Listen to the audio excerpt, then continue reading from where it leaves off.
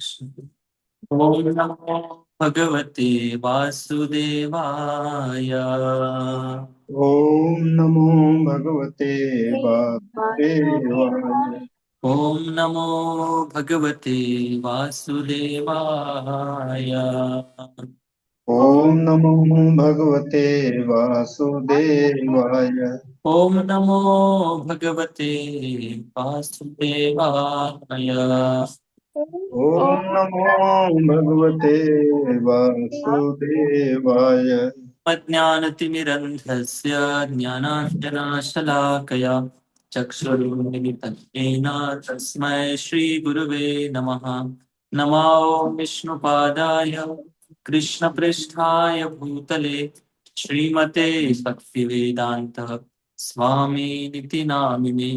नमस्ते सारस्वती देवे गौरवाणी प्रचारिणे निर्विशेष शून्यवादी पाश्चात्य देश तारिणे वाञ्छाकल्पतरुभ्यश्च कृपा सिन्धुभ्येव च पतितानां पावनेभ्यो वैष्णवेभ्यो नमो नमः।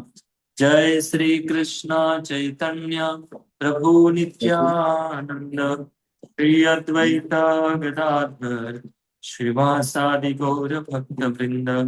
हरे कृष्णा कृष्णा कृष्णा हरे हरे, हरे राम राम राम हरे हरे। हरे कृष्णा सभी भक्तों का हार्दिक स्वागत है आज के ऑनलाइन श्रीमद् भागवतम क्लास में।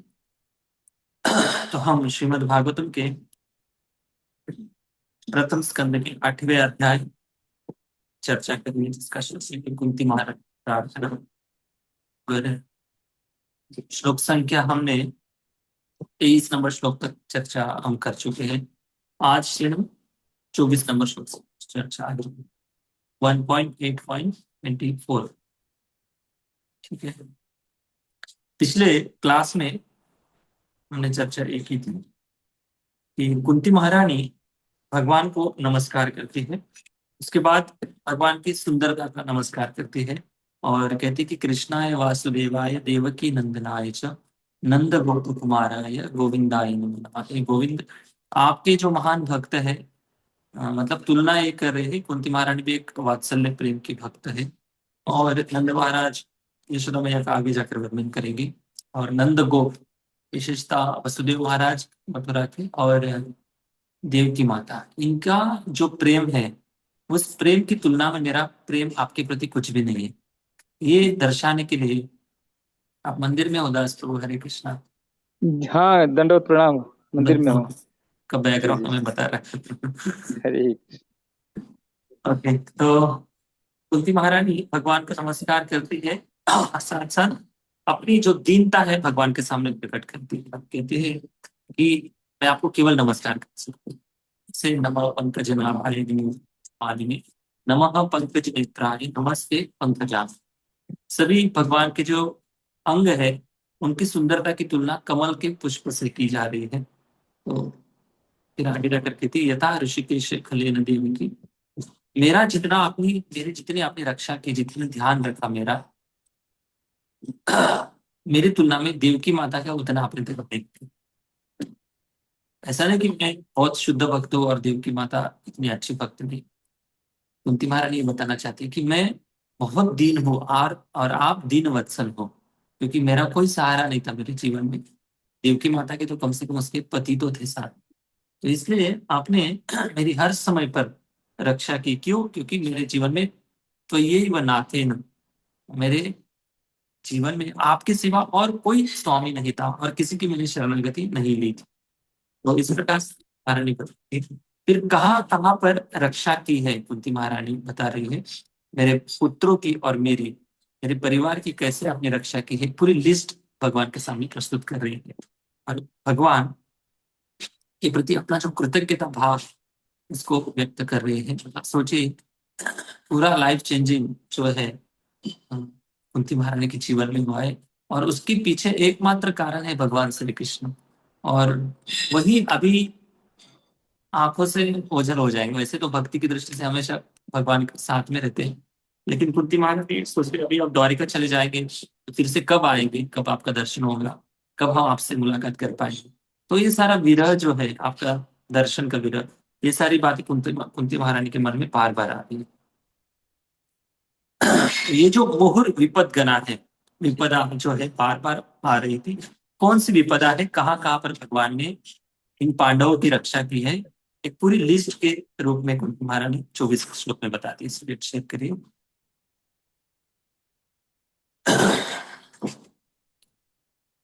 मेरे पीछे सब लोग श्लोक दो रहे हैं, बहुत सुंदर श्लोक है, हर एक श्लोक बहुत महत्वपूर्ण है। विशान महाग्ने पुरुषाद दर्शना विशालमहाग्ने विशालमहाग्ने पुरुषादर्शनम् असत् पुरुषादर्शनम् सभाया वनवास कृच्छतः असत्सभाया असत्सभाया वनवासकृच्छता वनवासकृच्छतः मृधे मृधेनेक महारथाश्रतो मृधेन मृधेनैकमहारथास्तथो द्रोणस्रतश्चास्म हरेर्भिरक्षितः। द्रोणास्त्रशास्त्रहरेभिरक्षितः द्रोणास्त्रशास्त्रहरेरक्षितता। देखिए बहुत अभिवृद्धिया सुंदर मीनिंग है इसका, इस श्लोक का। अभिवृद्धि। कहाँ कहाँ पर आपने रक्षा की। विशान महाग्नि पुरुषाद दर्शन, असत सभाया वनवास कृच्छता, मृधे मृधे नेक महारथा श्रुतो, द्रोणस्र तस्माश्च हरिर्भिरक्षिता। हे हरि, हे श्याम सुंदर कृष्ण, एक एक लिस्ट बता रहे हैं। विष, विशान महाग्नि, विष भीमसेन को एक बार कौरव के द्वारा, विशेषतः दुर्योधन के द्वारा विष पिलाया गया था, वहां पर आपने रक्षा की है। अग्नि, अग्नि में आपने रक्षा की। पुरुषार्थ अदर्शनाथ, जो दुष्ट स्वभाव के जो पुरुष थे, विशेषतः जंगल में या सभा में, कुरुवंश के जो भी लोग थे, उनसे आपने हमारी रक्षा की है। असत सभाया, द्रौपदी का जो वस्त्र पूरी सभा में हुआ था, उस समय आपने रक्षा की। वनवास कृच्छता, वनवास के कष्ट से आपने हमारी रक्षा की। अनेक प्रकार के कष्ट थे वनवास में। मृधे मृधे नेक महारथाश्रुतो, युद्ध में बड़े बड़े महान रथी थे, बड़े बड़े सेना नायक थे, उनसे आपने मेरी रक्षा, अपनी मेरे मेरे पितरों की रक्षा की। द्रोणस्त्र तस्मात्, और अभी अभी आपने द्रोण, द्रोण का जो पुत्र है अश्वत्थामा, उसके ब्रह्मास्त्र से आपने हमारी रक्षा की है। ये हरि, हरि मतलब ये भगवान शरणागत वत्सल, आपने हमारे इन इन प्रकार से समय आपने रक्षा की। पांडवों के जीवन में भगवान ने कब कब और कैसे कैसे रक्षा की, इसका एक एक शब्द की आज हम पूरी चर्चा करेंगे। आज शायद एक ही श्लोक होगा, तो पूरा ट्राई करेंगे।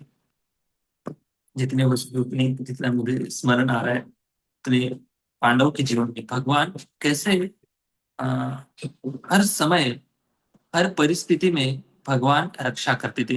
कभी भगवान व्यक्तिगत रूप से आकर रक्षा करते थे, तो कभी आते भी नहीं थे। फिर भी जहां जहां पर कुंती महारानी यहाँ पर बता रही है, जहां पर भगवान आए, रक्षा की भगवान ने, उसका क्रेडिट भी भगवान को दे रहे हैं।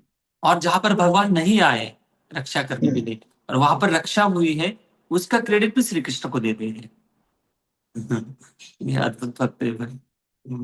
तो क्रेडिट एक्चुअली जीवन में जब अच्छा होता है, तब हम उसका क्रेडिट हम खुद ले लेते, क्योंकि बताते कि मैंने इतनी मेहनत की, मैंने इतनी पढ़ाई लिखाई की है, मैंने इतना सब इन्वेस्टमेंट किया, तब जाकर मुझे फायदा होगा, है ना। लेकिन जब जीवन में दुख आता है, तब हम तुरंत भगवान को दोष देने लगते हैं कि भगवान इस संसार में है क्या, अगर होती तो मेरी मदद करते। तो यही जो मानसिकता है ना, ये तब आती है जब भगवान की अ, शुद्ध भक्ति का ज्ञान नहीं है। जिस दुनिया के बहुत सारे लोग ज्ञानी हैं, बहुत सारे लोग भक्ति भी करते हैं, लेकिन उनकी भक्ति जो है ना, वो भक्ति शुद्ध भक्ति की धाराओं में उनकी भक्ति गिनी नहीं जाती है।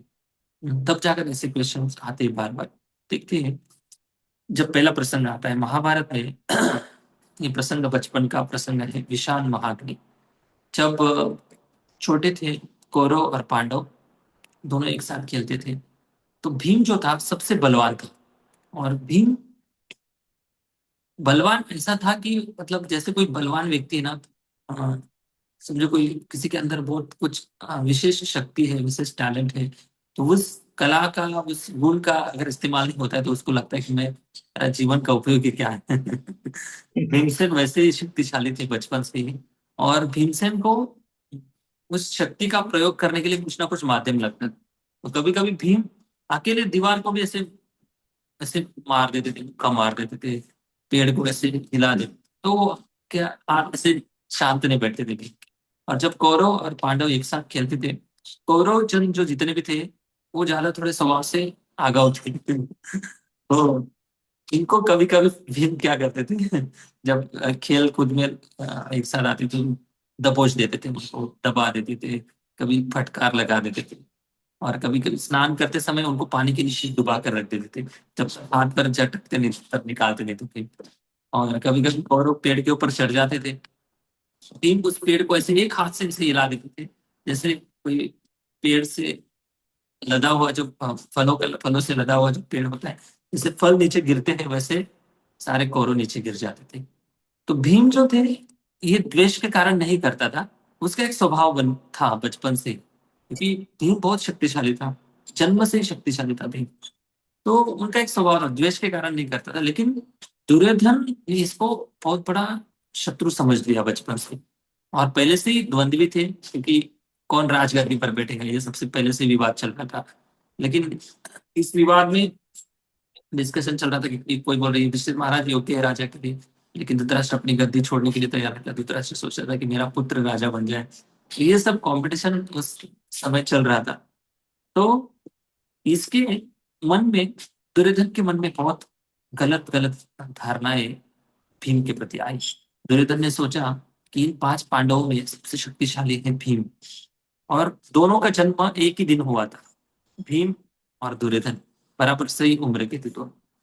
तो दुर्योधन सोच रहा था कि अगर भीम अगर मर जाता है तो बाकी 4 कौरवों को मैं ऐसे ही खत्म कर दूंगा, उनके पास कोई ज्यादा विशेष शक्ति नहीं, मेरे आगे तो कुछ भी नहीं है।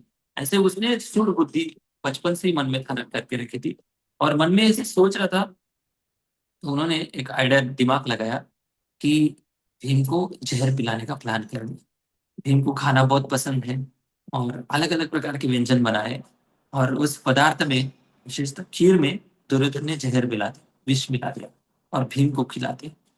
तो जब भीम को खिलाया तो भीम ने जब खा लिया, खाने के बाद स्नान करने गए तो नदी में वो बेहोश हो गए, और बेहोश होते होते साथ पानी में डूब गए भीम। और पानी में डूबने के बाद पानी से जब नीचे चला गया, से महाभारत में वर्णन आता है कि वो सीधा नीचे नागलोक तक चला गया, पानी के जल से, समुद्र से बहते हुए।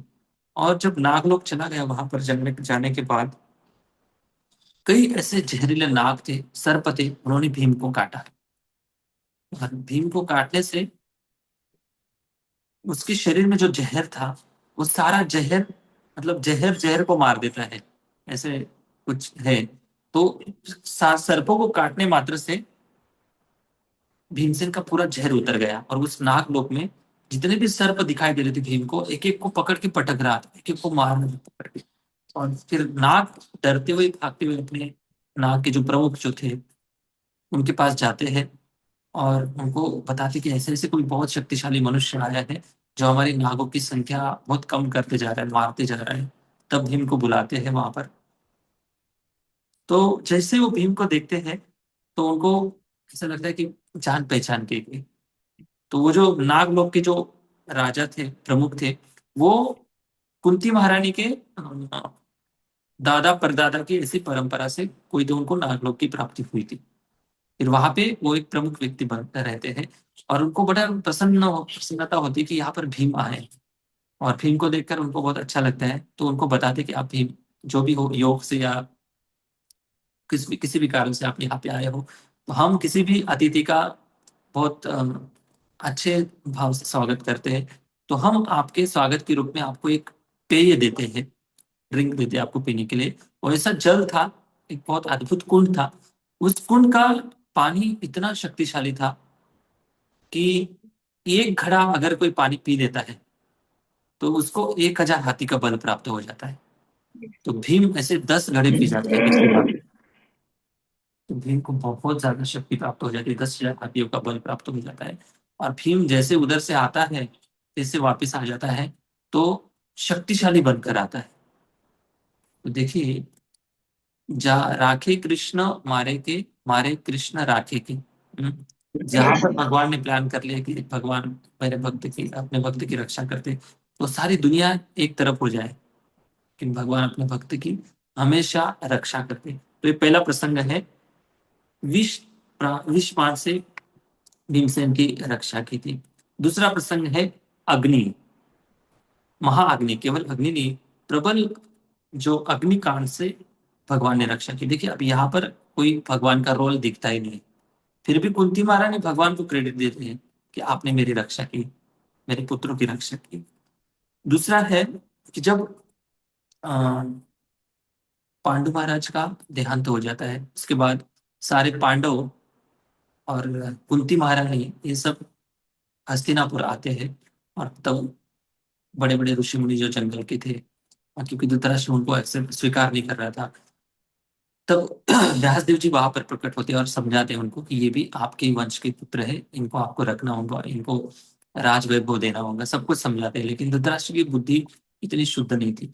तो वो बताते कि देखिए, अभी महल में जगह बहुत कम है, रहने के लिए अच्छी जगह नहीं है, तो आपके लिए हम अलग से महल बनाते हैं। उस महल में आप पांचों पांडव और कुंती महारानी आप वहां पे जाके रहो। तो वो जो महल बनवाया गया था, वो महल लाक्षा ग्रह नाम से जाना जाता है। लाक्षा मतलब लाख। लाख नाम का एक ऐसे पदार्थ है जो ज्वलनशील होता है, जैसे पटाखे में यूज होता है, हम यूज करते हैं ना, ऐसे ऐसे पदार्थ मिक्स करके उस महल को बनाया गया था। मतलब आग लगाने मात्रा से तुरंत स्फोट जैसा आग फैल जाता और मर जाते। तो इस प्लान से वो बनाया गया था। लेकिन जैसे वो डिस्कशन चल रहा था कि आपको उधर रहने के लिए जाना है, आप जा सकते हैं, तब विदुर जी वहां पर एकमात्र हितचिंतक थे उनके, पांडव के विदुर जी। तो विदुर जी एक म्लेच्छ भाषा बोलना जानते थे और युधिष्ठिर महाराज भी उस भाषा को जानते थे। तब विदुर जी पूरी भरी सभा में एक भाषा का प्रयोग करते हैं, म्लेच्छ भाषा का, और कहते हैं कि उस लाक्षागृह से एक सुरुंग बनाया गया है, और ये सुरुंग विदुर जी के मार्गदर्शन में बनाया गया था। मतलब जब भी आप रहने के लिए जाएंगे, अगर कुछ धोखादायक परिस्थिति लगी, तो उस सुरुंग से, टनल से बाहर निकलकर आप जंगल के उस तरफ निकल सकते हैं। तो युधिष्ठिर महाराज को समझ जाता है कि कुछ तो इसके पीछे षड्यंत्र चल रहा है इनका मारने का। तो फिर भी वो स्वीकार कर लेते हैं, रहने के लिए जाते हैं। और जैसे ही वो रहने के लिए जाते हैं, कुछ दिन के बाद वहां पे कौरव के द्वारा आग लगा दी जाती है, विशिष्ट दुर्योधन के मार्गदर्शन में आग लगा दी जाती है। और ये पांडव जो थे उस सुरुंग से बाहर निकलकर जंगल की ओर निकल जाते हैं। और भीम इतना शक्तिशाली था, चारों पांडवों को, युधिष्ठिर महाराज, अर्जुन, नकुल, सहदेव और कुंती महारानी, एक को कंधे पर ले लेते, दूसरे को कंधे पर ले लेते किसी को सिर पर बिठा लेते, किसी को बगल में ले लेते, और ऐसे पांचों को उठाकर भीम अकेले चले जाते हैं जंगल के, सबकी रक्षा हो जाती है। इस प्रकार से भगवान ने इन पांडवों की रक्षा की। तो ये सारा याद कुंती महारानी ये सब याद कर रही है। पुरुषाद दर्शन, मनुष्य के भक्षक जो राक्षस गण थे, विशेषता महाभारत में जब हिडिंबा का विवाह हुआ था भीम से, तो उनका जो भाई था हिडिंब, इसके संपर्क में जब वो रात को सोते थे पांडव लोग, तो उनकी रक्षा के लिए भीम जागते रहते थे। और उस समय हिडिंब आक्रमण करता है और हिडिंब से युद्ध होता है। उसके पहले हिडिंबा भीम की तरफ आकर्षित हो जाती है और हिडिंब भी वहां पे आ जाता है। तो भीमसेन, भीम और हिडिंब इन दोनों का युद्ध होता है, तो भीम हिडिंब को मार देते हैं। और तब हिडिंबा भीम की शरणागति में आती है और कुंती महारानी को प्रार्थना करती है कि देखिए, मेरे पास मेरे भाई के अलावा और मेरा कोई सहारा नहीं था, लेकिन भीम के द्वारा मेरे भाई का वध हो गया है। तो मेरी इच्छा है कि मेरे मतलब भीम से विवाह करना चाहती हूँ मैं। लेकिन युधिष्ठिर महाराज राजी नहीं थे, क्योंकि युधिष्ठिर महाराज सोच रहे थे कि मेरे भाई को मैं अकेले कैसे जंगल में छोड़ सकता हूँ, वो भी एक राक्षस के साथ। तब उनका एक गंधर्व विवाह विवाह हो जाता है। तब उनका तय किया जाता है कि जब तक आपको एक पुत्र प्राप्ति नहीं हो जाती, पुत्र प्राप्ति के बाद भीम वापस हमारे साथ आ जाए। तो उनको एक पुत्र प्राप्ति होती है, उसका नाम था, कुछ किसी को याद है? घटोत्कच। घटोत्कच। हाँ, घटोत्कच नाम, बहुत शूरवीर था वो भी, महाभारत युद्ध में उसकी कहानी आती है आगे। तो घटोत्कच का जन्म होता है। और वनवास में और कौन से असुर को मारा था? बकासुर को मारा था। जो बकासुर एक चक्र जो ग्राम है वहां पर रहते थे, और उस गांव में, एक चक्र गांव में ये लोग वनवास में थे, 5 पांडव, कुंती महारानी। तो एक चक्र गांव में एक ब्राह्मण के घर में उन्होंने कुछ दिन निवास किया। तो उस गांव में एक गांव के बाहर एक भयानक राक्षस रहता था जिसका नाम था बकासुर। तो हर दिन वो किसी न किसी को पकड़ के खा लेता था। तब गांव के लोगों ने एक निर्णय लिया कि आप किसी को भी अचानक से मत खाइए, हम आपकी खाने पीने की व्यवस्था करते हैं। तो वो बड़ा खुश हो गया। तो उसने कहा कि चलिए कोई बात नहीं। तो गांव के बाहर वो रहने लगा, और हर रोज उसको उस गांव से टन बाय टन एक एक घर का टन आता था, और हर घर से एक गाड़ी भर अनाज, भोजन, दाल चावल चपाती रोटी मालपुआ रबड़ी, आप मन में जो जो हो सब कुछ उनके लिए भेज दिया जाता था। और हर एक के घर से एक आदमी जाता था खाने के लिए। तो सोचिए, तो एक आदमी जाता था खाने के लिए। तो बैलगाड़ी में बैठकर हर एक आदमी जाता था। तो कुंती महारानी ने देखा कि जिसके घर पे रह रहे थे सारे पांडव और कुंती महारानी, कि ये रोते जा रहे हैं सुबह से, क्या कारण है? तब कुंती महारानी उस ब्राह्मणी से पूछा कि आप क्यों रो रही हो? तब वो बताती है कि देखिए, हमारे गांव के मुखिया ने ऐसा निर्णय लिया है कि हर एक घर से एक व्यक्ति जाएगा और एक गाड़ी भर अनाज भर के, एक बकासुर नाम का असुर है उसको ही भेजना पड़ता है। अगर ऐसे नहीं करेंगे तो फिर वो हमारे गांव को पूरा उद्ध्वस्त कर देगा। तब फिर रो क्यों रही हो? तब कुंती महारानी को बोलती है ब्राह्मण कि मेरे घर से किसी ना किसी को आज जाना पड़ेगा, लेकिन मेरी बेटी कह रही है कि पिताजी आप रुक जाओ, मैं जाती हूँ। बेटा कह रहा है कि मैं जाता हूँ पापा रुक जाओ, लेकिन मेरे पति कह रहे हैं कि मैं जाता हूँ। तो हमारे घर में इस प्रकार से जो बातचीत चल रही, इसके कारण मुझे बहुत रोना आ रहा है। तब कुंती महारानी बताती कि कोई चिंता मत करो, मेरे घर में मेरे पास 5 पुत्र है, 5 में से एक चला गया तो कोई बात नहीं, इतना क्यों चिंता कर रहे हो आप? तो आप भोजन की तैयारी करो। तब कुंती महारानी भीमसेन को आज्ञा देती है, भीम तैयार हो जाते हैं, और वो ब्राह्मणी इतना सारा भोजन बनाती है और बैलगाड़ी में पूरा भोजन भर दिया जाता है। और भीमसेन उस बैलगाड़ी के ऊपर बैठ जाते हैं, चलाते हुए बैलगाड़ी गांव की बाहर निकलते हैं, और भीम खाते खाते जाता है। इतना खुशी के मारे, क्योंकि भीम को इतना अच्छा प्रसाद मिल रहा था। और सेवा भी बहुत बड़ी करनी थी भीम को। खाते खाते जा रहा है भीम, और जब बकासुर दूर से देखता है कि आज कोई दुष्ट व्यक्ति मेरे पास आ रहा है जो मेरे हिस्से का जो भोजन है वो खा रहा है, बहुत क्रोधित हो जाता है बकासुर। तब भीम क्या करता है, उनसे हाथापाई हो जाती है। भीम एक हाथ से खा रहा है और एक हाथ से लड़ाई कर रहा है भीम। तो ऐसे करते करते भीम ने बकासुर को भीम मार देता है, और उसी समय बकासुर की मृत्यु हो जाती है। तो वनवास कृच्छता, वनवास में जो वनवास में जो ऐसे भयानक लोग, जो दुष्ट स्वभाव के, राक्षसी स्वभाव के लोग मिले थे, वहां पर भगवान आपने रक्षा की। अभी इतने सारे प्रसंगों में कुंती महारानी ये सोच रही है कि आप हमारे साथ नहीं होते। देखिए, अगर निगेटिव सोचते तो निगेटिव सोचने में कोई उनको मतलब रोक नहीं सकते थे, कि उनके पास निगेटिव सोचने के लिए हजार वैलिड रीजन थे। लेकिन कुंती महारानी बिल्कुल निगेटिव सोचने नहीं, वो हमेशा सकारात्मक भाव से भगवान को अपना कृतज्ञता अर्पित कर रही है। पुरुषाद दर्शनार्थ असत सभायाम वनवास कृच्छिता। असत सभायाम, जो असत सभा थी, असत सत मतलब धर्म के मार्ग पर चलने वाले, असत सभा, वो ज्यादातर उस सभा में असत सभा के लोग थे। असत मतलब अधार्मिक प्रवृत्ति के लोग थे, जहां पर द्रौपदी का वस्त्रहरण हुआ था। तो कुंती महारानी ये याद दिला रही कि मेरी बहू की भी आपने पूरी सभा में रक्षा की है। अग्रे कुरूणाम अथ पांडवानां दुःशासनेन वृतवस्त्रकेशा कृष्णा तदा क्रोशित अनन्यनाथा गोविंद दामोदर माधवेति। जब द्रौपदी का वस्त्रहरण का प्रसंग आता है, युधिष्ठिर महाराज युद्ध क्रीड़ा में सब कुछ हार जाते हैं, अपने भाइयों को हार जाते, अपनी प्रॉपर्टी को हार जाते, सब कुछ हार जाते हैं। तो कर्ण दुर्योधन को उकसाता है कि देखो उनकी घर की जो पटरानी है द्रौपदी, उसको भी खींच कर लाओ, उसको भी दांव पे लगाओ। तो कर्ण के कहने पर दुर्योधन ऐसे करता है, और दुर्योधन के कहने पर दुशासन जाता है।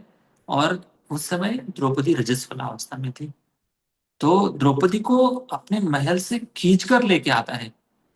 हम्म, बाल और साड़ी को खींच कर लेके आता है दुशासन। दुशासन वृतवस्त्र केशा। उसी समय भागवतम में वर्णन आता है कि जिस समय द्रौपदी के केश को स्पर्श किया गया था, द्रौपदी के वस्त्रों को स्पर्श किया गया था, उसी समय जितने भी सभा में लोग थे, बड़े रथी थे, महारथी थे, पुण्यवान थे, महानुभाव थे, धर्मनिष्ठ थे, उनकी आयु खत्म हो गई थी।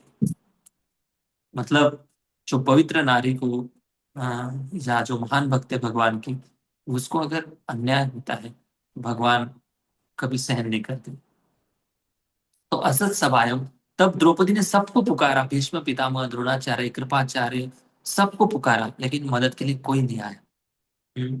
तो उस समय भगवान को द्रौपदी ने आर्त भाव से पुकारा था, और ऐसे पुकारा द्रौपदी ने कि उसकी पूरी शक्ति लगाकर, हे गोविंद द्वारकावासी मेरी रक्षा करो। तब भगवान द्वारका में सत्यभामा के साथ चौसर खेल रहे थे। तब चौसर खेलते खेलते भगवान अचानक से विचलित हो जाते थे। तब सत्यभामा कहती थी कि आप ऐसे क्यों कर रहे हो, अचानक से क्या हो रहा है आप। तब सत्यभामा को भगवान ने बाद में बताया कि मुझे उस समय द्रौपदी पुकार रही थी, और मैं सोच रहा था कि द्रौपदी इसको बुला रही है, उसको बुला रही है, वो मदद करेगा, अपनी शक्ति से वो रोकने का प्रयास करी थी। लेकिन मैं सोच रहा था कि कब मेरा नाम लेंगे और कब मैं भागते हुए जाऊं।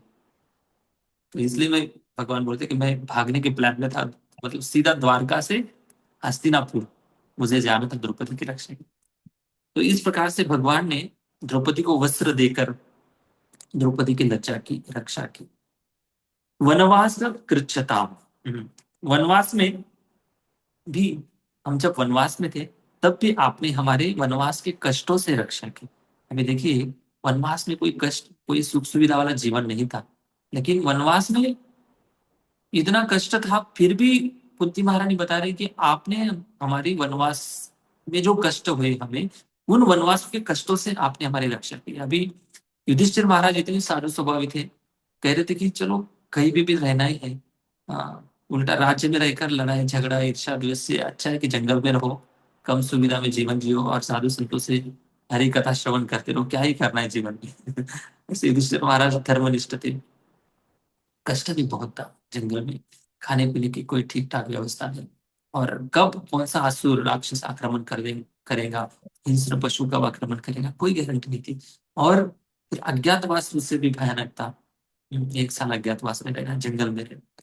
तो कुंती महारानी ये बता रही कि वनवास में रहते हुए एक प्रसंग याद आता है कि जब दुर्योधन के पास दुर्वासा मुनि आए थे, और दुर्वासा मुनि को भोजन खिलाकर बहुत प्रसन्न किया दुर्योधन ने।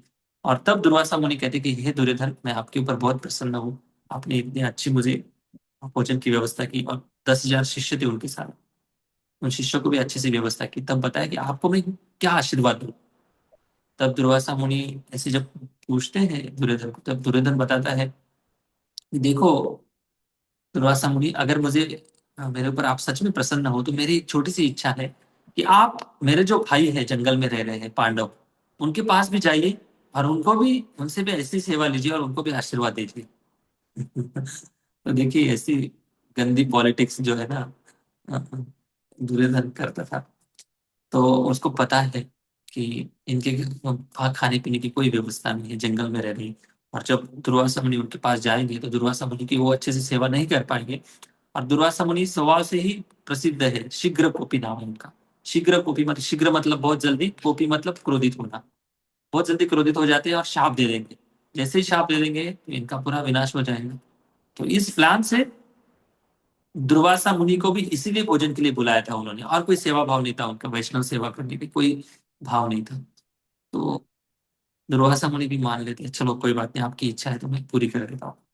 लेकिन इसके पहले जब युधिष्ठिर महाराज जंगल में जा रहे थे, तब युधिष्ठिर महाराज के साथ कई हस्तिनापुर के जो ब्राह्मण थे, जो युधिष्ठिर महाराज को बहुत चाहते थे, वो सारे ब्राह्मण युधिष्ठिर महाराज के साथ जंगल निकलने लगे।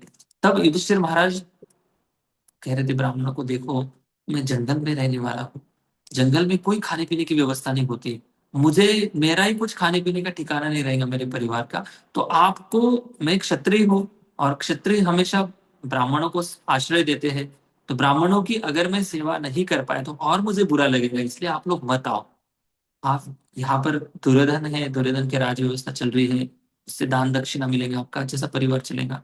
तब ब्राह्मण भी बहुत सुशील स्वभाव के थे। ब्राह्मणों ने सोचा कि देखिए, दुष्ट दुर्योधन का जो धन है, उसके धन पर जीवन पालने से अच्छा आपके साथ तपस्वी जीवन जीना हमें पसंद है। आपसे हम कभी खाने पीने की डिमांड नहीं करेंगे, हम जो भी मिल जाए जंगल में भगवान की इच्छा से उसके ऊपर रहकर हम हमारा निर्वाह करेंगे। तब युधिष्ठिर महाराज मान लेते, चलो ब्राह्मण आ रहे। तो जैसे ही ब्राह्मण लोग देखते थे युधिष्ठिर महाराज को बड़ी चिंता होती थी। तब युधिष्ठिर महाराज सूर्यदेव की उपासना करते हैं और सूर्यदेव से उनको वरदान के रूप में एक अक्षय पात्र नाम का पात्र प्राप्त हुआ था, बर्तन मिला था उनको।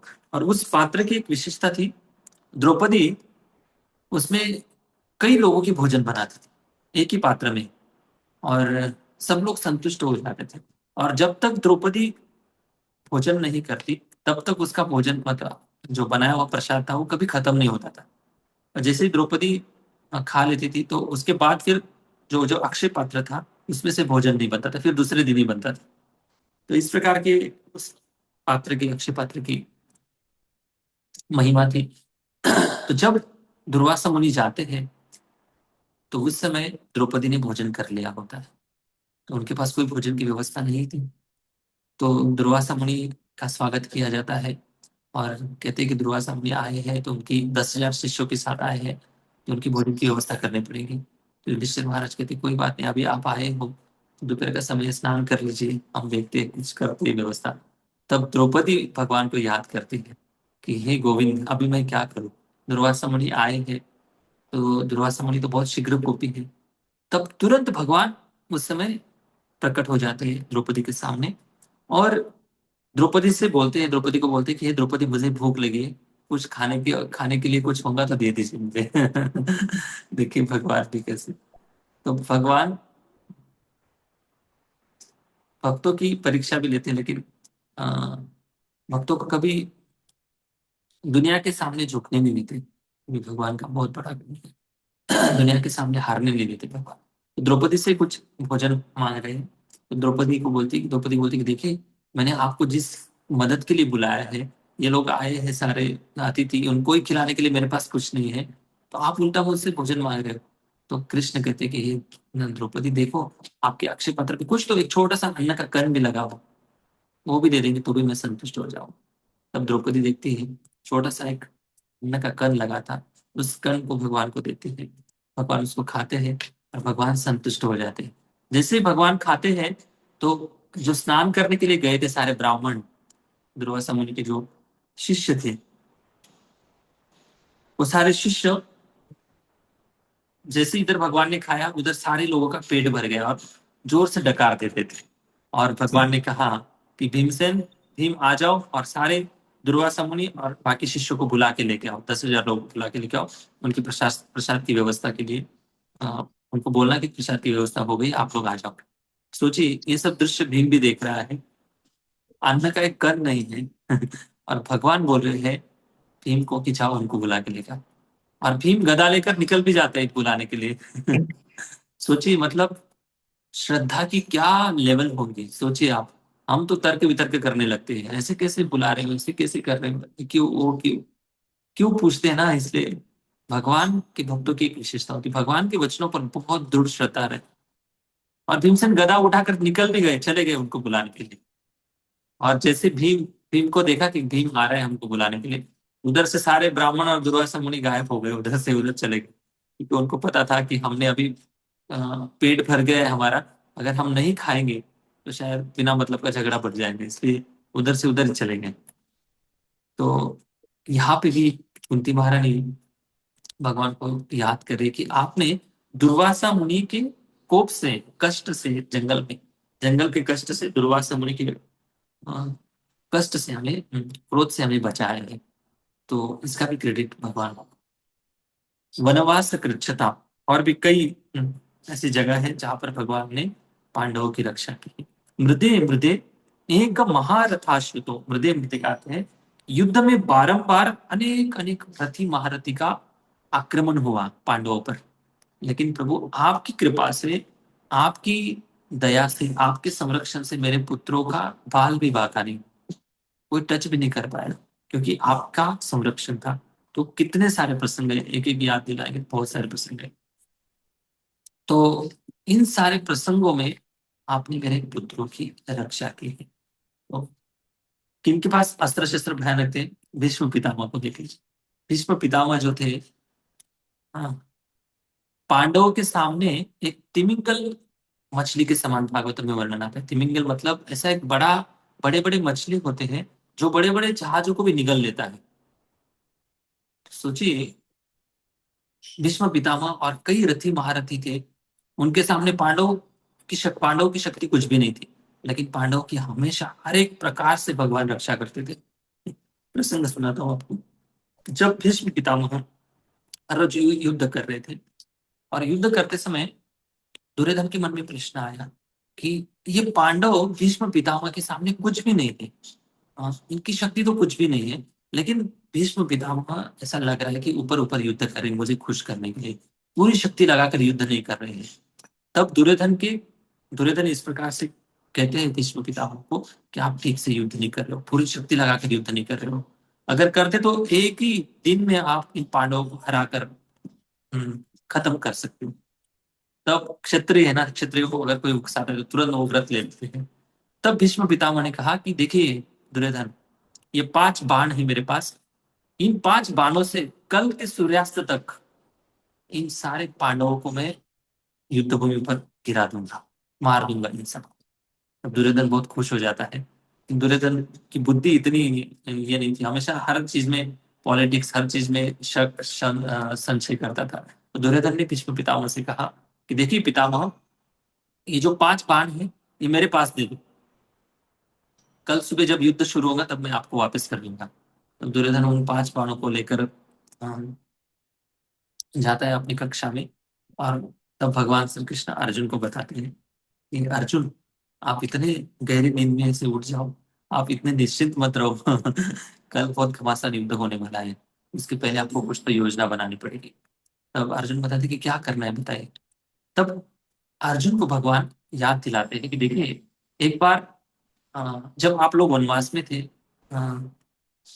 या वनवास में थे या राज्य में थे, जहां पर भी थे, हाँ, तो तब दुर्योधन दुशासन आदि कौरव जितने भी थे एक पार्टी मनाने के लिए शहर के बाहर गए थे जंगल में। और वो जो स्थान था बड़ा सुंदर उद्यान था, तालाब था, उस वहां पे वो घूमने फिरने के लिए गए थे। और वहां पे गंधर्व लोग भी आते थे, वो गंधर्वों का स्थान था। और दुर्योधन उधर थोड़ा गंधर्वों से दादागिरी करने लगा कि ये हमारा स्थान है, गंधर्व कहने लगे हम यहाँ पर हमेशा आते विहार करने के लिए। तब दुर्योधन की और गंधर्व की थोड़ी लड़ाई हो जाती है, झगड़ा हो जाता है। तो इसमें लड़ाई में दुर्योधन की इतनी पिटाई होती है गंधर्व के द्वारा, तो गंधर्व दुर्योधन को हाथ पैर बांध कर खींच कर लेके जाते हैं। और जब युधिष्ठिर महाराज को पता चलता है और भीमसेन को पता चलता है, सभी पांडवों को पता चलता है, तब भीम बहुत खुश हो जाते हैं। भीम कहते हैं कि अच्छा हुआ हमारा काम, आधा काम निपट लिया युधिष्ठिर महाराज, अर्जुन भी खुश हो जाता है, लेकिन युधिष्ठिर महाराज दुखी हो जाते हैं। युधिष्ठिर महाराज सोचते हैं अरे पांडव, आप ही अर्जुन, आप ऐसे क्यों सोच रहे हो? हम कौरव और पांडव भले आपको अलग लग रहे हैं, लेकिन हम एक ही कुल के हैं। हम्म? तब युधिष्ठिर महाराज बताते हैं कि हम दुनिया के लिए 105 है, और जब हम एक साथ आते हैं तो 100 और 5 अलग अलग है। इसलिए अभी दुनिया के बाहर के लोगों ने आक्रमण किया तो हमें 105 होकर लड़ना चाहिए, ये युधिष्ठिर महाराज का कहना था।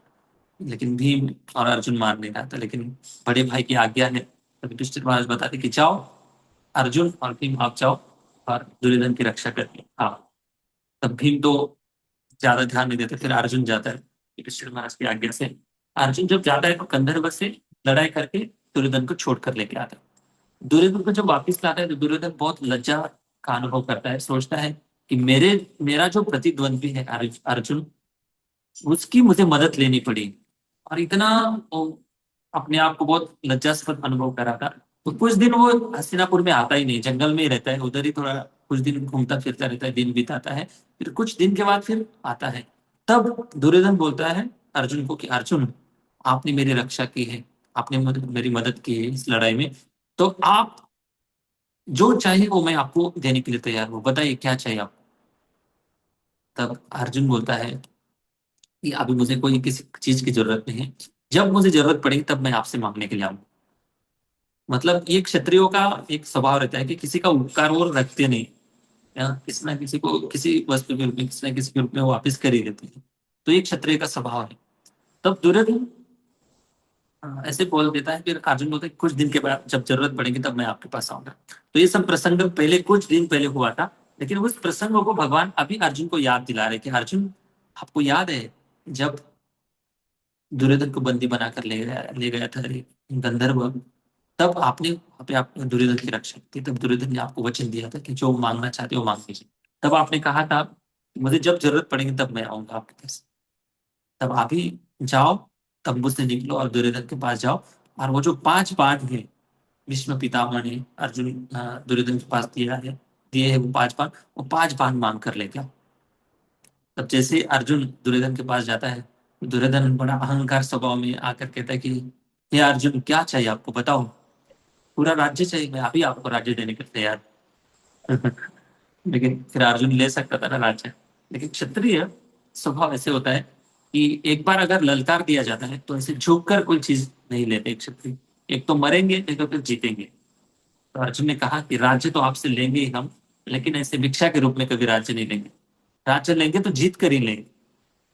तो अर्जुन के वचन सुनकर दुर्योधन बताता है फिर बताओ क्या काम है आपको। तब अर्जुन बताता है कि देखो, आपने उस समय जब गंधर्व से मैंने आपको छुड़ाया था, तब आपने मुझे प्रॉमिस किया था कि आप जो चाहे वो मांग सकते। तो अर्जुन कहता है कि वो दिन अभी आ गया है। आपके पास जो 5 बाण है, जो भीष्म पितामह ने दिए हुए जो 5 बाण है, वो 5 बाण मुझे चाहिए। दुर्योधन मना नहीं कर पाता, दुर्योधन दे देता है। दुर्योधन सोचता है कि ये श्री कृष्ण के अलावा कोई नहीं कर सकता, ये कृष्ण को ही पता है। और भीष्म पितामह बाद में इसको याद करते प्रार्थना में कि जो 5 बाणों की बात आती है, ये कृष्ण के अलावा और किसी को पता नहीं था। कृष्ण सभी के हृदय के परमात्मा है। तो इस प्रकार से अनेक अनेक शस्त्र अस्त्रों से हमेशा आपने रक्षा की है। जयद्रथ के प्रसंग में देख ली, जयद्रथ को जब मारने का टाइम आया था, मतलब युद्ध हो गया था, तो द्रौपदी का अपमान करता है जयद्रथ। वो एक खुन्नस थी पांडवों के मन में। दूसरा, अभिमन्यु को, अभिमन्यु के सिर पे मारने वाला जयद्रथ ही था। अभिमन्यु को पूरी जो घेर कर मारा था, उस समय जयद्रथ की बहुत ज्यादा भूमिका थी। तो अर्जुन ने दूसरे दिन ऐसे भयानक व्रत ले लिया कि इस जयद्रथ को मैं सूर्यास्त तक मार के दिखाऊंगा, अगर नहीं मार पाऊंगा तो अग्नि में प्रवेश करूंगा। तो पूरी कौरव सेना, ये 14वां दिन था युद्ध का, 14वें दिन पूरी कौरव सेना पूरी शक्ति लगाकर पूरे प्लान करके उन्होंने सैन्य की जो रचना है उस प्रकार से की थी। उन्होंने सोचा था कि किसी भी हालत में जयद्रथ तक अर्जुन को पहुंचने नहीं देना है। और पूरी सेना के ऐसे एक लेयर बनाए थे, और पूरे दूर तक कई किलोमीटर दूरी पर जयद्रथ था पूरी सेना के बीच में। और उस समय भगवान श्री कृष्ण रथ चला रहे थे, और भगवान का टारगेट था कि किसी भी हालत में जयद्रथ तक रथ को पहुंचाना है। तो अलग अलग योद्धा अपनी पूरा सेना का ग्रुप लेकर अर्जुन के ऊपर टूटते थे। कोई योद्धा को भगा कर, किसी को अनदेखा करके, कोई ललकारता था, कोई ध्यान नहीं देते थे, भगवान सीधा रथ चलाते हुए जाते थे, फिर भी रुका लेते थे। तो द्रोणाचार्य भी बीच में आ जाते हैं। तो द्रोणाचार्य भी बीच में आ जाते, कहते हैं कि मेरे साथ युद्ध करो, मेरे मेरे सामने आ जाओ। द्रोणाचार्य भी ललकारते हैं, लेकिन भगवान द्रोणाचार्य को तरफ ध्यान नहीं देते हैं, रथ चलाते हुए सीधा चले जाते हैं। तो और एक योद्धा बीच में आता है जिसका नाम है, विशेष नाम से,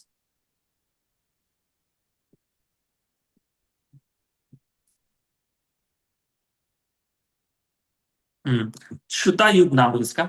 और ये जो श्रुतायुध था, अ, इसको वरुण देव के द्वारा एक गदा प्राप्त हुई थी। उसकी माँ ने इसके लिए वरदान मांगा था कि इसको अमर बनाना है।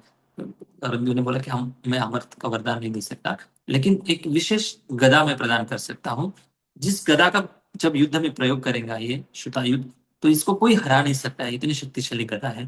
और जिसके ऊपर भी छोड़ेगा वो उसका वध हो जाएगा। और इस गदा की एक उन्होंने एक बात भी बताई, इससे सावधानी रखनी पड़ेगी कि इस गदा को अगर कोई अयोद्धा, जो युद्ध करने वाला व्यक्ति नहीं, ऐसे निष्पाप या जो शस्त्र अस्त्र जिसके हाथ में नहीं है, ऐसे व्यक्ति पर अगर गदा छोड़ता है कोई व्यक्ति, ये श्रुतायुध, तो ये गदा वापिस आकर श्रुतायुध का ही वध कर देंगे। तो उस समय क्या था, भगवान को आगे पहुंचना था, और ये श्रुतायुध अपना रथ और सेना लेकर अर्जुन के सामने आ गया और अर्जुन को बहुत निंदास्पद शब्दों से ललकारा था कि अरे आप कायर हो, मेरे साथ आ जाओ, आपका कुल ऐसा है वैसा है। बहुत सारे युद्ध के पहले ऐसी बातचीत होती है, उकसाया जाता है। तब भगवान को पता था कि इसके पास एक बहुत बड़ी गदा है, अगर ये गदा अर्जुन पर छोड़ देता है तो अर्जुन की मृत्यु हो जाएगी। तब अर्जुन भी सामना करने आ जाता है। लेकिन उस समय क्या होता है, भगवान रथ को जानबूझकर इधर उधर भगा रहे थे, चला रहे थे, मतलब निशाना नहीं लगा पा रहा था वो श्रुतायुध जो था, अर्जुन के ऊपर निशाना नहीं लगा पा रहा था। तो ऐसे करते करते उसका जो क्रोध है बहुत ज्यादा बढ़ जाता है, और क्रोध के प्रभाव में वो भगवान के ऊपर बहुत ज्यादा क्रोधित हो जाता है कि कहते हैं कैसा सारथी है, इसको तो सीधा रथ चलाने भी नहीं आता है। हम्म? रथ को रोकना भी नहीं आता, ऐसे कैसा ये सारथी है। तो भगवान के ऊपर गदा चला देता है। जैसे ही गदा चलता है भगवान के, तो भगवान के कंधे पर स्पर्श करती है गदा, फिर वापिस जाती है श्रुतायुध के पास, उसका वध कर देती है वो गदा। तो इस प्रकार से भगवान ने अर्जुन की रक्षा की। और एक प्रसंग था, नागासुर कौन छोड़ता है, कर्ण छोड़ता है शायद। कर्ण। हाँ, कर्ण छोड़ता है। हाँ, कर्ण से नागासुर, कर्ण से जब हाथापाई हो जाती है, द्वंद्व हो जाता है युद्ध का, तब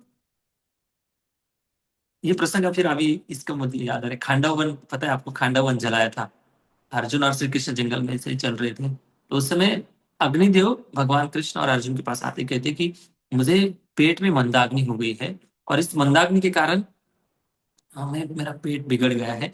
तो इस खांडव वन में बहुत सारे वनस्पति औषधि है, अगर मैं ये खा लेता हूँ, मेरे मंदाग्नि की जो बीमारी है वो ठीक हो जाएगी। लेकिन जैसे मैं इस खांडव वन में जाता हूँ खाने के लिए, उसी समय इंद्रदेव जो है वर्षा करने लगते हैं। तो वो चाहते नहीं कि मैं इस अग्नि को खाऊं। अग्नि खाना मतलब पूरे जंगल को आग लगाने के समान। लेकिन अर्जुन क्या करता है उस समय, पूरे खांडव वन को अपनी बाणों से छत के समान बना देता है, और अग्निदेव को कहता है कि अभी आप जाओ, आइए खा सकते हैं। फिर उस समय फिर मय दानव आता है, फिर मय दानव की कला से, शक्ति से एक इंद्रप्रस्थ बनाया जाता है। वो एक अलग स्टोरी है। कहने का मतलब है कि उस जंगल से एक सांप बाहर आता है, और वो जो सांप था जैसे बाहर आता है, अर्जुन से बहुत उसकी शत्रुता हो जाती है।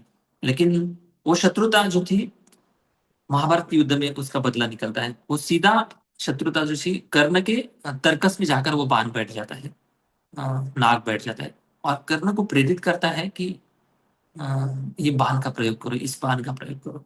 और वो जो बाण था नागास्त्र, बहुत खतरनाक, बहुत जहरीला बाण था। तो उस समय भगवान रथ चला रहे थे, और अर्जुन और कर्ण का सामना हो जाता है युद्ध में। तो कर्ण उस समय बाण, जो नागास्त्र था, वो नागास्त्र निकालता है कर्ण, और अर्जुन के ऊपर निशाना लगाता है। जैसे अर्जुन के ऊपर निशाना लगाता है, उसी समय जैसे बाण छूटता है कर्ण के हाथों से, सीधा निशाना अर्जुन के सिर पर निशाना लगाया था। उसी समय भगवान दोनों पैरों से घोड़ों को दबा देते हैं, और घोड़े घुटने के बल पर बैठ जाते हैं, और रथ जो था कुछ इंच नीचे झुक जाता है। तो उसी समय अर्जुन का बाण इधर लगने वाला था सिर पर, तो मुकुट को लग जाता है, मुकुट उड़ जाता है अर्जुन का। तो इस प्रकार से भगवान ने पांडवों की रक्षा की है। एक बार, हाँ, नारायण अस्त्र भी छोड़ा था अश्वत्थामा ने। नारायण अस्त्र जब छोड़ा अश्वत्थामा ने, नारायण अस्त्र को रोकने की क्षमता किसी अस्त्र में नहीं है। तो नारायण अस्त्र जब छोड़ा, तो सारे पांडवों को भगवान ने कहा कि नारायण अस्त्र का कोई मुकाबला नहीं कर सकता है, सब लोग झुक जाओ, सब लोग प्रणाम करो नारायण अस्त्र को। प्रणाम करना यही नारायण अस्त्र से बचने का एकमात्र उपाय है।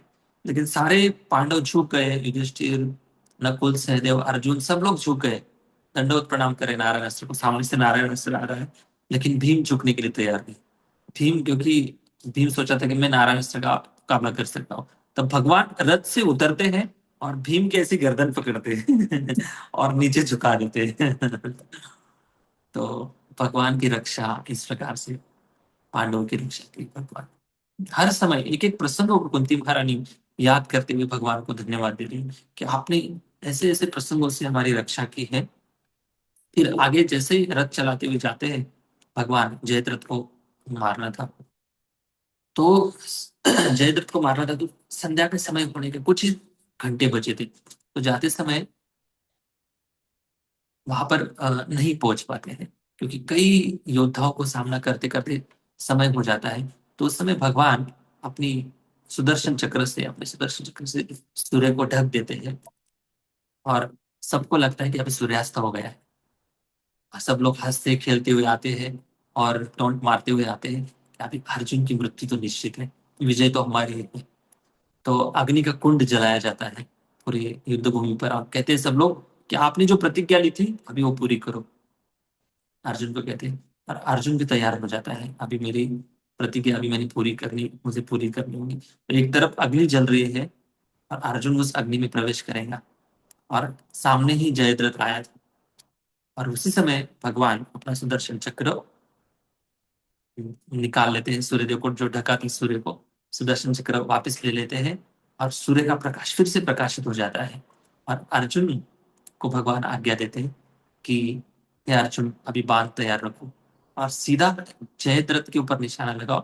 और ऐसा निशाना लगाओ क्योंकि जयद्रथ को उसके पिताजी ने वरदान दिया है कि आपका सिर जो भी जमीन पर गिराएगा उसकी मृत्यु हो जाएगी। मतलब जयद्रथ को जो भी मारेगा, जिसका जयद्रथ का सिर जो अपने बाण से नीचे गिराएगा, जो मारने वाला है उसकी भी मृत्यु हो जाएगी। तो भगवान ने कहा कि इस लोकेशन पर जयद्रथ के पिताजी ध्यान कर रहे हैं, ऐसा निशाना लगाओ कि जयद्रथ का सिर भी काटना है, और जो उसकी जो मुंडी है सीधी जाकर उसके पिताजी की गोद में पड़ी। ऐसा निशाना लगाओ।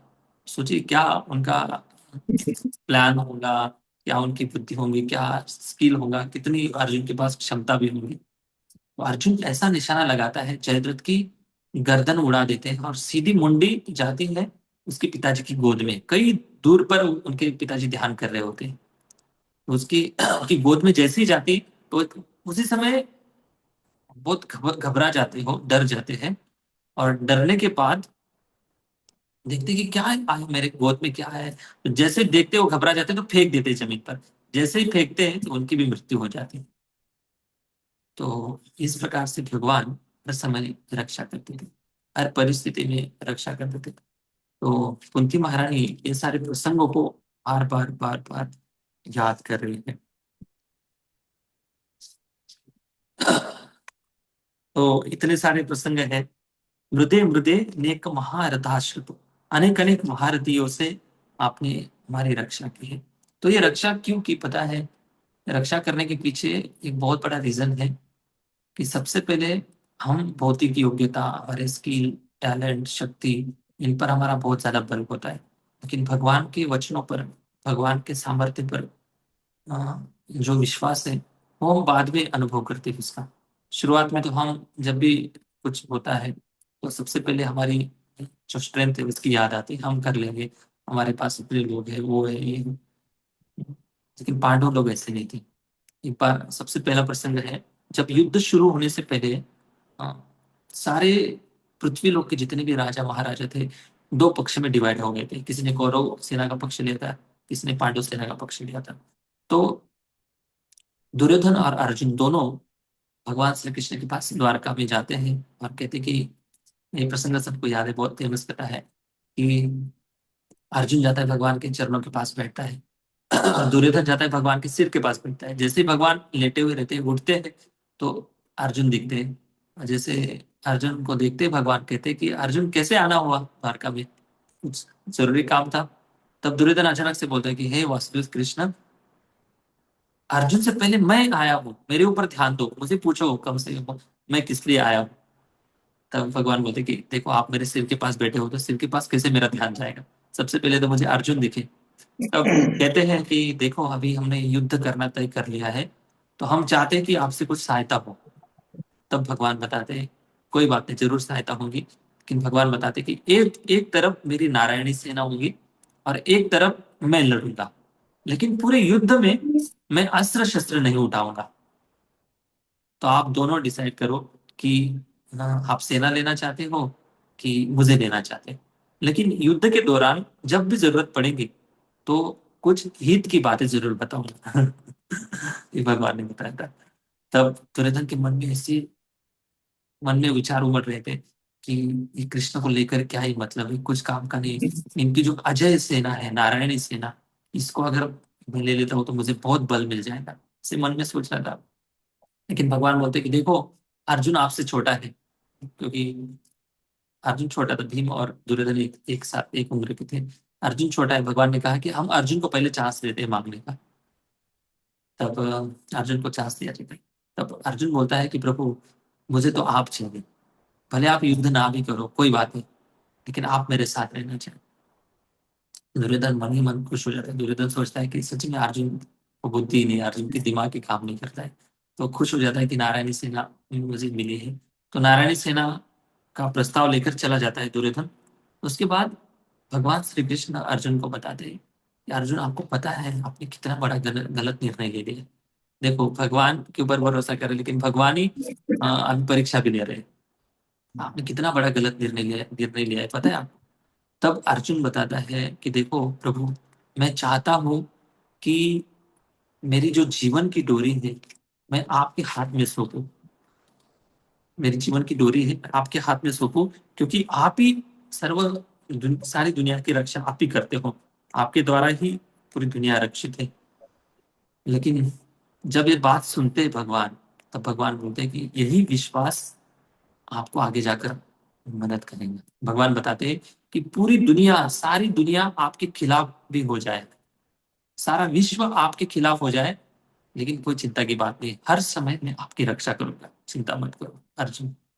तो इस आत्मविश्वास के साथ अर्जुन जहां पे भी जितना भी रिस्क था, वो सब रिस्क उठाते थे अर्जुन। उनको पता था साथ श्री कृष्ण ने, भगवान मेरी रक्षा करने के। जैसे वृंदावन के ग्वाल मित्र जो थे, वो हमेशा हर रिस्क का रिस्क उठा लेते थे। अगासुर के पूरे अंदर चले गए, मुंह में चले गए, और कुछ गोप मित्र बोल रहे थे कि अरे हम मर जाएंगे, अगासुर है, बोले खेलने की जगह है। ऐसे बात बात में गोप मित्र एक दूसरे को बोल रहे थे, अगर ये बहुत बड़ा असुर भी होगा तो भी श्री कृष्ण है ना हमारे पीछे, वो हमारी रक्षा कर लेंगे। तो इतना आत्मविश्वास उन सब ये भक्तों का था। इसलिए इस श्रद्धा के कारण, इस विश्वास के कारण भगवान हमेशा इन पांडवों की हर समय पर रक्षा करते। एक फेमस डायलॉग है, आपको सुना देता हूं। देखो, कृष्ण कहते हैं अर्जुन को, हार निश्चित है तेरी, हर दम रहेगा उदास। अर्जुन को कह रहे कृष्ण, क्योंकि आपने निर्णय बहुत गलत ले लिया है। हार निश्चित है तेरी, हर दम रहेगा उदास। माखन दुर्योधन ले गया, केवल छाछ बची है तेरे पास। फिर अर्जुन कहते हैं भगवान की इस बात पर, जीत निश्चित है मेरी, दास नहीं हो सकता उदास। जीत निश्चित है मेरी, दास नहीं हो सकता उदास। अरे माखन लेकर क्या करूं, जब माखन चोर है मेरे पास। तो इस प्रकार से भगवान ने इन पांडवों की हमेशा हमेशा के लिए रक्षा की है। तो इन रक्षा का जो जो प्रसंग है, एक एक प्रसंग को याद करते हुए कुंती महारानी बता रही कि द्रोणस्य तस्शास्म हरेर भी रक्षित। अभी अभी जो द्रोणाचार्य के पुत्र थे अश्वत्थामा, इसके ब्रह्मास्त्र से आपने मेरे पुत्र की और मेरे जो पोता पोता क्या बेटा था, परीक्षित महाराज, गर्भ के अंदर जो उत्तरा के गर्भ से परीक्षित की रक्षा की है, मेरे कुल की रक्षा की आपने। तो ये सारे प्रसंगों को कुंती महारानी याद कर रही है। और जिस व्यक्ति ने हर पल पर हमें मदद की है, रक्षा की है, ऐसे भगवान को छोड़ना नहीं चाहती कुंती महारानी।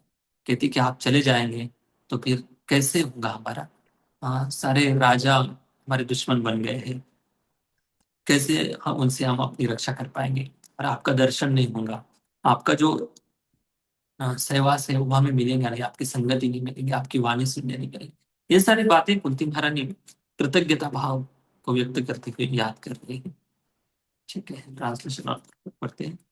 हे कृष्ण, आपने हमें विषाक्त भोजन से, भीषण अग्निकांड से, मानव भक्षियों से दुष्ट सभा से, वनवास काल के कष्टों से तथा महारथियों द्वारा लड़े गए युद्ध से बचाया है, और अब आपने हमें अश्वत्थामा के अस्त्र से बचा लिया है। तो इस प्रकार से अलग अलग प्रसंगों को याद करते हुए कुंती महारानी भगवान को भगवान के प्रति कृतज्ञता भाव अर्पित कर रही है। वेदा माता जी पढ़ी तात्पर्य। जी प्रभु।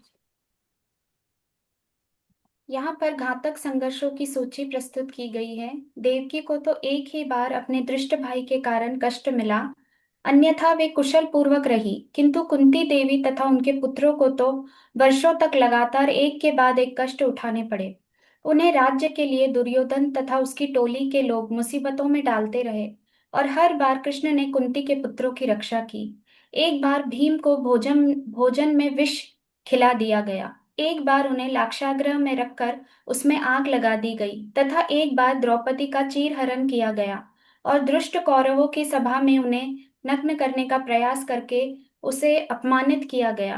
भगवान ने द्रौपदी के लिए अपरिमित वस्त्रों की पूर्ति की, जिससे दुर्योधन का दल उसे नग्न होते न देख सका।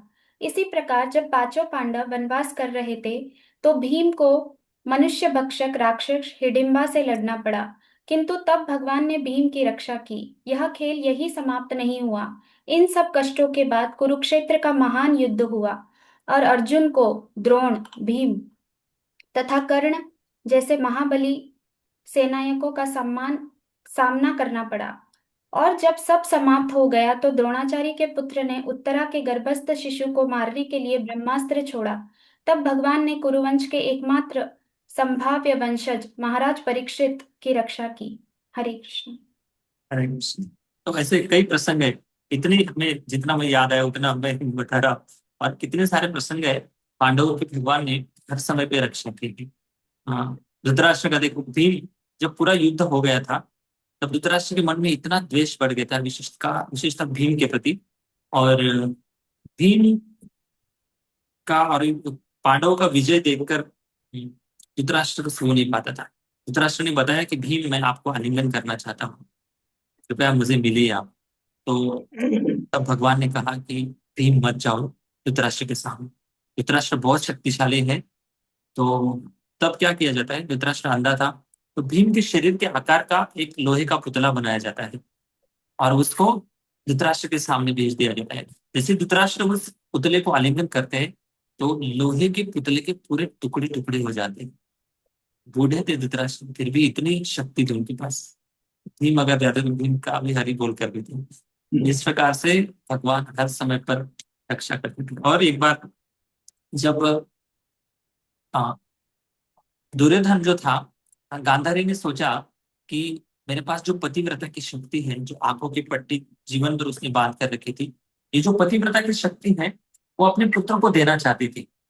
और वो पुत्र को ऐसे देना चाहती थी कि जो पुत्र मेरे सामने आएगा, मैं उस समय मेरे आंखों की पट्टी खोलूंगी, और इस पट्टी की खोलने से जो दृष्टि निकलेगी, वो दृष्टि से पूरा शरीर वज्र के समान कठिन बन जाएगा।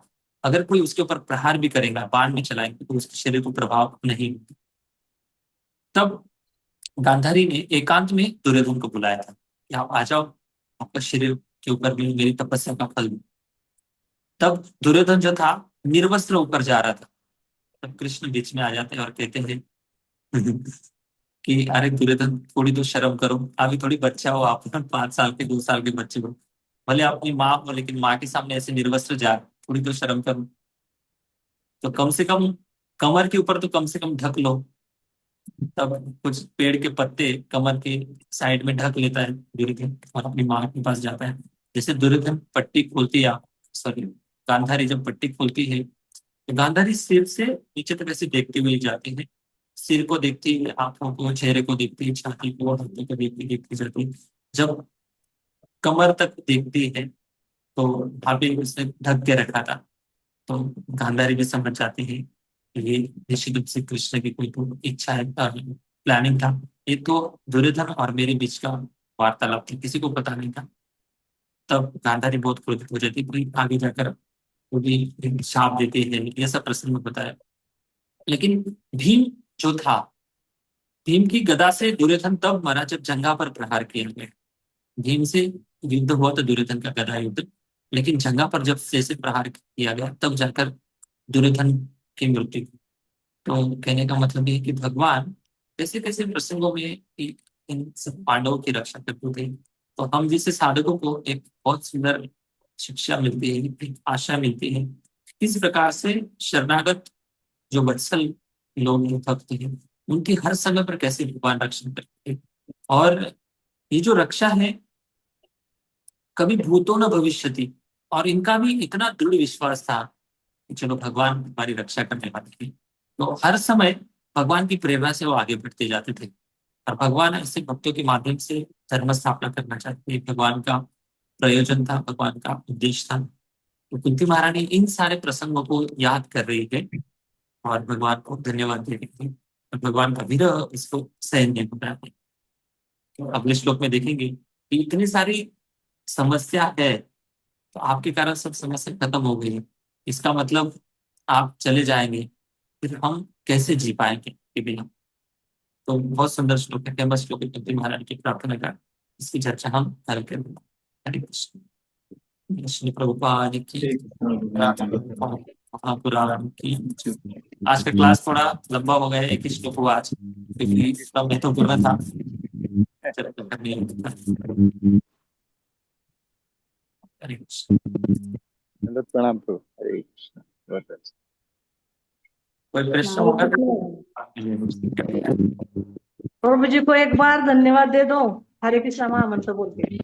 हरे कृष्णा हरे कृष्णा हरे कृष्णा कृष्णा कृष्णा हरे हरे राम हरे राम हरे हरे हरे कृष्ण प्रभु जी, दंडवत प्रणाम।